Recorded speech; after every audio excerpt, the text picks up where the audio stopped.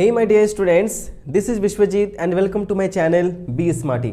आज के इस वीडियो में हम लोग भोली के समरी को देखने वाले हैं। तो देखो बच्चों, अब जो एग्जाम में एक्सेक्चुअल क्वेश्चन तो नहीं आ रहे हैं इस बार, ठीक है, इसीलिए समरी पे और पूरे चैप्टर के जो स्टोरी है ना उस पे अच्छे से आप ध्यान दे दो, बस आपका काम बन जाने वाला है। तो चलो फटाफट हम लोग स्टार्ट करते हैं। सबसे पहले देख लेते हैं, ये जो इंसान आपको यहाँ पे दिख रहे हैं इनका नाम है ख्वाजा अहमद अब्बास और यही हमारे इस चैप्टर भोली के राइटर हैं। ये कौन थे भाई? ये एक Indian film director, screen writer, novelist and journalist थे।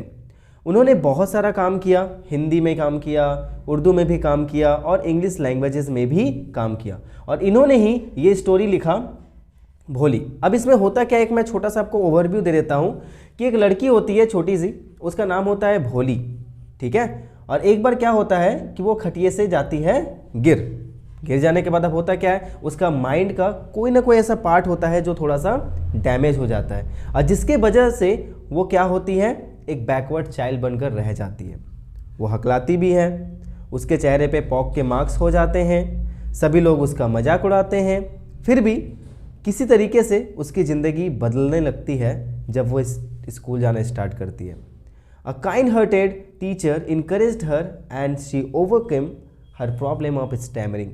एक बहुत ही प्यारी सी, एक बहुत ही अगर मैं बोलूँ अच्छे दिल वाली काइंड हार्टेड वुमन वो टीचर थी जिसने उसके पूरे ज़िंदगी को ही बदल के रख दिया। और तो और moreover when she was asked to marry in exchange for dowry she refused. जब उसकी शादी हो रही थी और शुरू में तो क्या हुआ कि डॉरी मांगा नहीं गया, लेकिन अब लास्ट में डॉरी की डिमांड की जाने लगी, तब उसने सही का साथ दिया और वो शादी करने के लिए रिफ्यूज़ कर दी। She said that she would not marry a greedy person. उसने कहा कि वो एक लालची इंसान से शादी नहीं करेगी। On the contrary she will serve her parents in their old age and teach in the same school where she learn so many things. इसके विपरीत वो क्या करेगी, वो घर पे ही रहेगी, अपने ओल्ड पेरेंट्स की मदद करेगी, उनकी सेवा करेगी और सेम स्कूल में ही पढ़ाएगी। ठीक है, चलो फटाफट हम लोग देख लेते हैं। तो यहाँ से स्टार्ट होता है हमारा summary. This story is about a girl Bholi whose real name was Sulekha. उसका रियल नेम क्या था भाई? उसका रियल नेम था Sulekha. She suffered from brain damage and दस यूज्ड टू स्टैमर। अब हुआ क्या, जब वो सिर्फ 10 महीने की थी, जब वो 10 महीने की थी तभी वो खटिये से गिर गई थी और इस वजह से उसके ब्रेन का कोई ना कोई पार्ट जो था वो डैमेज हो गया था और वो हकलाती थी। हकलाने का इंग्लिश क्या होता है? स्टैमर, ठीक है, वो हकलाती थी, ध्यान रखना। Moreover, she suffered from the disease of smallpox which left pock marks on her face. अब हुआ क्या, जब वो 2 साल की हुई, ठीक है, जब वो 2 साल की हुई तब उसके चेहरे पर पॉक मार्क्स हो गए। पूरे चेहरे पर नहीं, पूरे बॉडी पर पॉक मार्क्स हो गए और उसकी सिर्फ आईज बची रही, इसके अलावा पूरा का पूरा बॉडी डिसफिगर हो चुका था। दिस मेड हर लुक अगली। अब इससे हुआ क्या, वो देखने में अगली लगने लगी। Thus due to her dullness and ugly face people made fun of her. अब कोई इंसान अगर बदसूरत लगेगा, देखने में अच्छा नहीं होगा, तो अक्सर लोग क्या करते हैं, उसका मजाक बनाते हैं और भोली के साथ भी यही हुआ। Also people called her Bholi as she remained a backward child. ध्यान रखना, भोली का नेम था सुलेखा। कहीं भी आपको आपके आंसर में ये नहीं बोलना है कि वो भोली थी, आपको बोलना है कि वो सुलेखा थी और उसको भोली कहा जाता था। क्यों कहा जाता था? क्योंकि वो स्टैमरिंग करती थी और थोड़ी सी बाकी बच्चों के मुकाबले में, कंपैरिजन में थोड़ी सी बैकवर्ड थी। Okay, it was the reason. Ramlal had 7 children, 3 sons and 4 daughters. Ramlal के कितने बच्चे हैं? रामलाल के 7 बच्चे हैं, जिसमें से 3 सन्स थे और 4 डॉटर्स थी। ये ध्यान में रखना, 3 sons and 4 daughters. Bholi was the youngest. Bholi सबसे छोटी थी। All the others were healthy and strong except Bholi. हम ऐसा कह सकते हैं कि भगवान ने भोली के साथ जरा से भी इंसाफ नहीं किया। ऐसा इसलिए क्योंकि जब वो छोटी बच्ची थी तो 10 साल के एज में वो खटिये से गिर गई। जब वो थोड़ी और बड़ी हुई, जब वो 2 साल की हुई तो उसको पॉक मार्क्स हो गए, यानी स्मॉल पॉक्स का अटैक हो गया। और जब वो और बड़ी हुई, एक तरह से हम कह सकते हैं तो जैसे वो बड़ी होती गई ना, उसका बॉडी ना तो हेल्दी था और ना ही वो देखने में अच्छी थी। ठीक है, और इसीलिए जो रामलाल है, अब रामलाल ध्यान रखना, रामलाल कौन है भाई? Ramlal is the father of भोली। रामलाल वो बहुत ज़्यादा चिंता करने लगा।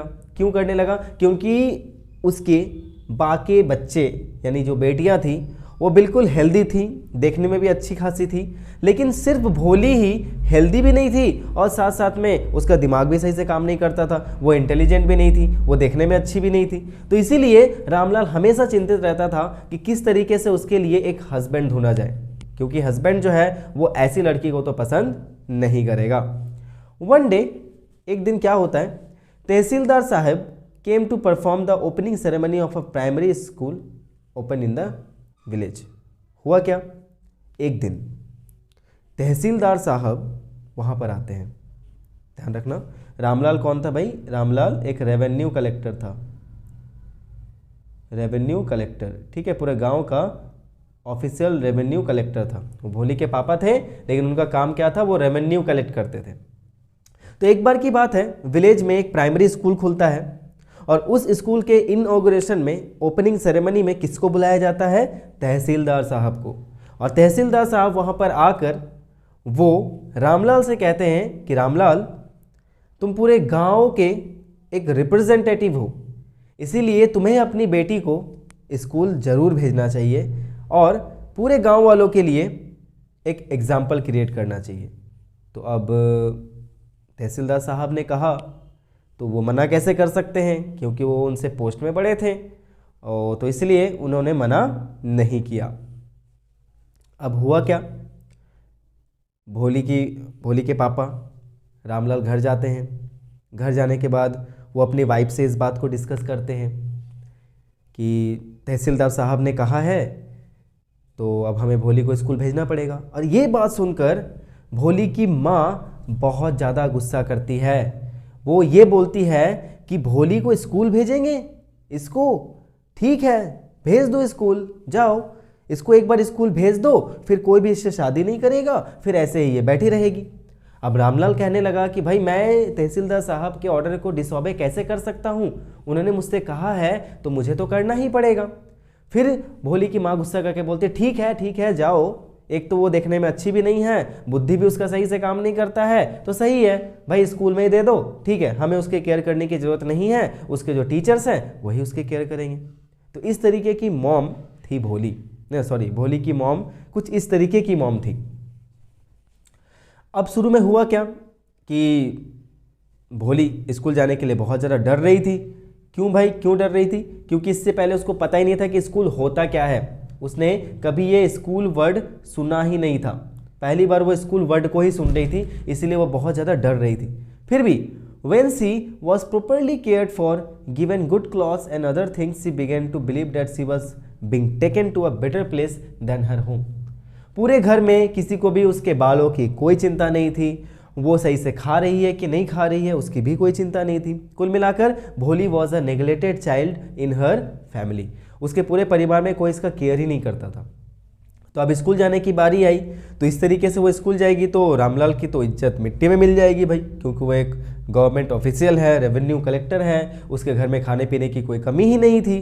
तो इसीलिए अब हुआ क्या कि उसको सही तरीके से अच्छे कपड़े पहनाए गए, उसके बालों को अच्छे से ऑयलिंग किया गया, उसको सजाया गया। हाँ, भोली को कभी भी नए कपड़े नहीं मिलते थे, जो भी उसके पुराने सिस्टर्स पहनती थी वही कपड़े ऐसे पास करते करते भोली के पास पहुंच जाता था। अब जब भोली का अच्छे से देखभाल किया जाने लगा, उसको अच्छे से पहनाया ओढ़ाया जाने लगा, तब भोली को लगने लगा कि हाँ भाई अब लग रहा है कि मैं कोई अच्छे प्लेस में जा रही हूँ। She was happy to see girls of her age. जब वो स्कूल जाती है तो वहाँ पे अपने ही एज के गर्ल्स को देखकर वो काफ़ी खुश हो जाती है। She wanted to make one of them her friends. और वो चाहती है कि काश इनमें से कोई ना कोई तो मेरी दोस्त बन जाए।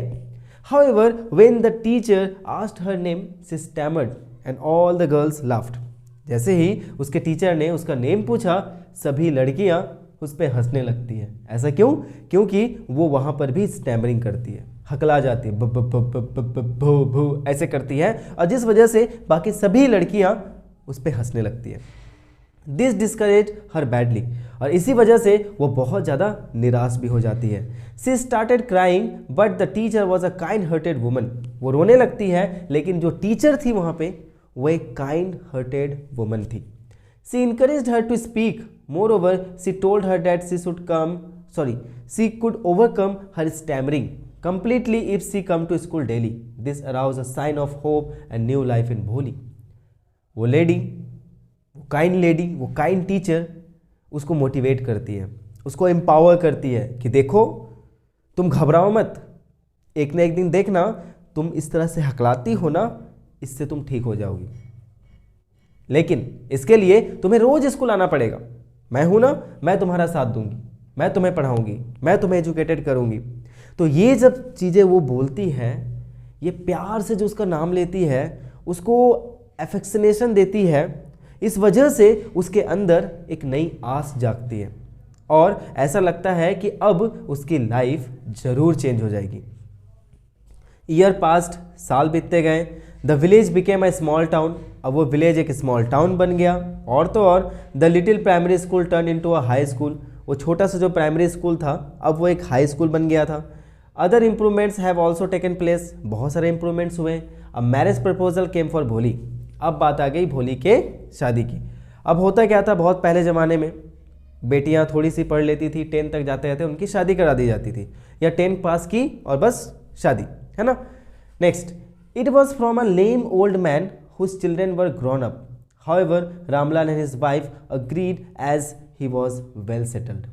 अब हुआ क्या, एक मैरिज प्रपोजल आता है भोली के लिए, उसका नाम रहता है बिसंबर, ठीक है। अब मैरिज प्रपोजल आ तो जाता है, अब वो एक बुढ़ा इंसान था, यानी करीब करीब 50 ईयर का था, और रामलाल और उसकी वाइफ दोनों के दोनों अग्री कर जाते हैं किस बात के लिए, उनकी शादी के लिए। क्यों? क्योंकि रामलाल एक वेल सेटल्ड इंसान था, वो एक ग्रोसर था, उसके बैंक में भी अच्छे खासे बैलेंस थे और उसका अपना घर भी था, और इसी वजह से वो चाह रहे थे कि एज मैटर नहीं करता भाई, 50 साल है तो क्या दिक्कत है, कर लो, ऐसे करके। Bholi sister were envious to see the pomp and splendour at their sisters wedding.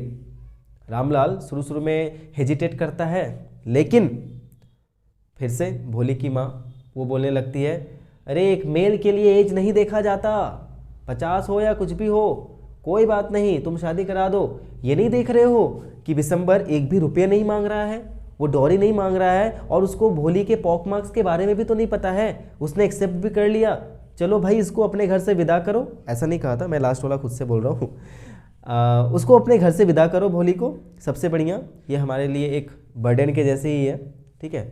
ये मैं अपनी ओपिनियन दे रहा हूँ, जिस तरह से उसकी माँ ने यहाँ पे अपना रोल प्ले किया, उसके बेसिस पे उनके माइंड में यही चल रहा होगा कि ये तो एक बर्डन के जैसी है, इसको फटाफट यहाँ से विदा करो, ठीक है। अब हुआ कि अब शादी का दिन आ चुका था, सभी एकदम धूमधाम से पूरा एकदम मस्त होकर क्या कर रहे थे, शादी में आए हुए थे। उनकी भोली की सिस्टर्स भी वहाँ पे आई थी, सबके सब वहाँ पे एनवियस हो गए थे। एनवियस होने का मतलब क्या होता है, जेलस, ठीक है। सभी लोग जेलस हो गए थे, जल रहे थे भोली से। क्यों? क्योंकि इतने धूमधाम से किसी की भी शादी नहीं हुई थी। However, when the groom was about to garland the bride, a woman slipped the veil from the bride's face. अब होता क्या था, बहुत समय पहले दूल्हा दुल्हन को कभी नहीं देखता था और दुल्हन दूल्हे को कभी नहीं देखती थी। भाई देखना है तो सीधा शादी वाले दिन ही देखो। उनकी शादी उनके पेरेंट्स ही तय करते थे, एक दूसरे को देखने का मौका मिलता था शादी में, मंडप में, जब मुंह दिखाई होती थी तब, एक तरह से हम कह सकते हैं। तब हुआ क्या, बिसंबर दोनों हाथों से गार्लैंड उठाता है भोली को गार्लैंडिंग करने के लिए, और पीछे से जो विमेन होती है भोली के पीछे, वो क्या करती है, वेल को सरका देती है। वेल मीन्स क्या होता है, घूंघट, ठीक है। उस घूंघट को सरकाती है ताकि बिसंबर उसका चेहरा देख सके कि मेरी वाइफ कैसी है। अब हुआ क्या, जैसे ही उन लोगों ने वेल को हटाया, भोली के पॉक मार्क्स दिख गए किसको, बिसंबर को, और उसके बाद तुरंत ही उन्होंने वेल को नीचे गिरा दिया। लेकिन इतनी ही देर में बिसंबर देख चुका था कि भोली के चेहरे पर दाग है, छोटे छोटे पॉक के मार्क्स है, और इसीलिए अब वो क्या करता है, मैरिज करने से रिफ्यूज करने लगता है। अब वो कहता है कि अगर मुझे इस अगली गर्ल से शादी करनी है ना, तो मुझे डॉरी चाहिए। और कितना चाहिए भाई, 5,000 रुपीज़ चाहिए। उस समय भाई 5,000 रुपीज़ बहुत होता था। आज 5,000 के कुछ भी खा के उड़ा देते हो ना, शॉपिंग कर लेते हो, उसमें 5,000 बहुत ज़्यादा था। तब हुआ क्या, वो डॉरी का डिमांड करने लगा। इतने देर से वो डॉरी डिमांड नहीं कर रहा था, पर अब उसे क्या चाहिए था, अब डॉरी चाहिए था। However, Bholi refuse to marry such a greedy person. फिर भी भोली ने क्या किया, रिफ्यूज कर दिया कि मुझे शादी नहीं करनी तो भाई नहीं करनी। People were startled to see her speaking without stammering. लोगों ने उसे पहली बार बिना स्टैमरिंग का बोलते हुए सुना था, और इस बात से वे लोग भौचक्के रह गए थे, वंडरस्टक रह गए थे। The groom return back. अब ग्रूम यानी बिसम्बर अपने मैरिज पार्टीज के साथ वापस घर चला जाता है। Bholi told her father that she would serve him and mother in the old age. अब भोली अपने पापा से बोलती है कि पापा, पिताजी आप बिल्कुल भी चिंता मत करो, मैं यहीं पे रहूँगी और मैं आप लोगों के ओल्ड एज में आप लोगों की सेवा करूँगी। Furthermore she will teach in the same school from where she learned so many things. और वो ये भी ऐड करती है कि मैं वहीं पे पढ़ाऊँगी जहाँ पे मैंने बहुत कुछ सीखा था। और इन सभी चीज़ों को उनकी जो टीचर है जिसने उसको पढ़ाया, वो वहीं पे खड़े होकर देख रही थी। अब कंक्लूजन क्या है भाई इसका, we learn from the story that proper support and emotional security can lead to a child's development. अगर एक बच्चे को प्रॉपर केयर दिया जाए, इमोशनल सपोर्ट दिया जाए, सिक्योरिटी दी जाए, तो वो बच्चे की डेवलपमेंट तो तय है। ठीक है, यहाँ पे एक और चीज़ हम देखेंगे कि भोली के टीचर का भोली के लाइफ में भोली को कंप्लीटली चेंज करने में एक बहुत बड़ा हाथ होता है। वो टीचर, ऐसा कहते हैं कि एक टीचर एक कुम्हार के जैसा होता है जिसके पास गीली मिट्टी तो होती है और वो उस मिट्टी से जिस भी रूप में उस मिट्टी को ढालना चाहे वो उसे ढाल सकता है। वो छोटे छोटे बच्चे वो मिट्टी है और वो टीचर वो कुम्हार है। तो भोली उस टीचर के लिए एक बर्तन का मतलब, बर्तन में बोलूँ तो मिट्टी ही थी जिसको उन्होंने क्या किया, ढाला। अगर उस दिन टीचर ने उसे अच्छे से समझाया नहीं होता, उसको राइट एजुकेशन नहीं दी होती, उसको इमोशनल एंड मेंटल सपोर्ट ना दी होती, तो शायद भोली कभी भी अपनी स्टैमरिंग छोड़ नहीं पाती। और अगर ऐसा नहीं होता तो शायद कभी भी भोली अपने खिलाफ जो ये उसके साथ हो रहा था, जो नहीं होना चाहिए था, इनजस्टिस हो रहा था, वो छोटी थी लेकिन उसका जो ग्रूम था वो 50 ईयर का था, उसने उसको क्या किया, अपोज किया। ठीक है, उसके अंदर ताकत आई। लास्ट हम लोग देखते हैं भोली का कैरेक्टर स्केच। ठीक है, ये भी इंपॉर्टेंट है, थोड़ा सा देख लो, ज़्यादा नहीं है। भोली was a neglected child, 4th daughter of Ramlal, who was a revenue official in the village. Bholi had suffered pox in her childhood, which left marks on her face, and also a head injury which made her mind slower than a normal child of her age. She learned to speak late and stammered. She was illiterate and was looked down upon by her family and other villagers. वो अनपढ़ थी शुरू में और कोई भी उसे उतना रिस्पेक्ट नहीं देता था, भले उसकी खुद की फैमिली क्यों ना हो। Her medical condition and others behaviour towards her made her an unconfident and introvert.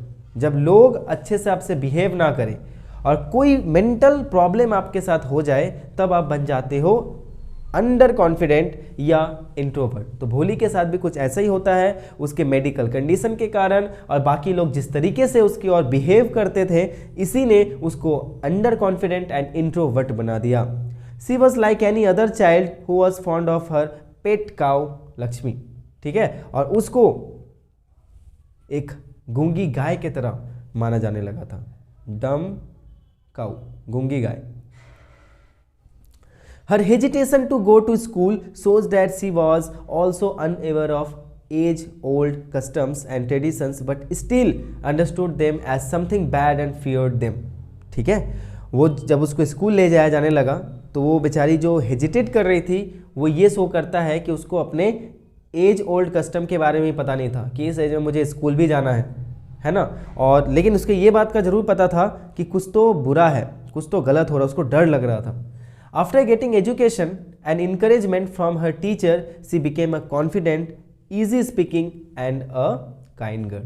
और उसके टीचर के एजुकेशन के कारण, इनकरेजमेंट के कारण वो एक कॉन्फिडेंट, एक इजी स्पीकिंग एंड एक काइंड गर्ल बन पाई। ठीक है, तो यहाँ पे हमने क्या देखा कि भोली के लाइफ में भोली के टीचर का कितना बड़ा रोल था। हमने ये भी देखा कि भोली की मॉम एक रियल मॉम की जैसी नहीं थी, जैसे हम सभी की मॉम होती है। ठीक है, और यहाँ पे बहुत सारी ऐसी चीज़ें हमने ऑलरेडी देखी है। ठीक है ना, तो चलो कैरेक्टर स्केच लिखते कैसे हैं ताकि आप अच्छे से कैरेक्टर स्केच लिख पाओ, इसका मैंने एक पर्टिकुलर सेपरेट वीडियो बना रखा है, उसका लिंक मैं नीचे दे रहा हूँ, जाकर देख लो। और ऐसे ही हमारे चैनल के साथ बने रहो क्योंकि लाइव वीडियोस आने वाली है, उसमें हम लोग सीखेंगे क्वेश्चन आंसर्स, ज़्यादा से ज़्यादा क्वेश्चन से पढ़ेंगे, देखेंगे, सीखेंगे तो ही ज़्यादा से ज़्यादा हम मार्क्स अटेंड कर सकते हैं। तो I hope my dear students कि आप लोगों को ये वीडियो, ये समरी, ये नरेशन सब कुछ पसंद आया होगा। अगर आया है तो don't forget to like, share with your friends and subscribe to my channel. मिलता हूँ किसी दूसरे समरी के साथ बहुत जल्द। तब तक everyone take care, be safe, keep learning and keep watching be smarty and all the best for your examination.